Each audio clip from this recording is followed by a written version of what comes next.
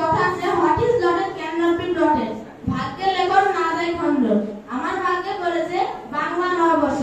বাংলা বছরের প্রথম দিন হলো এই বাংলা নববর্ষ। এই দিনে আমরা বিদ্যালয়ে গিয়ে বিভিন্ন অনুষ্ঠান এবং র্যালি করি। এই দিনে আমরা পান্তা দিয়ে ইলিশ মাছ খাই। এই দিনে বিভিন্ন জায়গায় বৈশাখী মেলা এবং বৈশাখী উৎসব বসে। এই দিনে আমরা খুব আনন্দের সাথে এই দিনটাকে পালন করি। এই দিনে আমরা বিভিন্ন চিত্রাঙ্কন, কবিতা এবং বিদ্যালয়ে গিয়ে আমরা নাচ গান করি।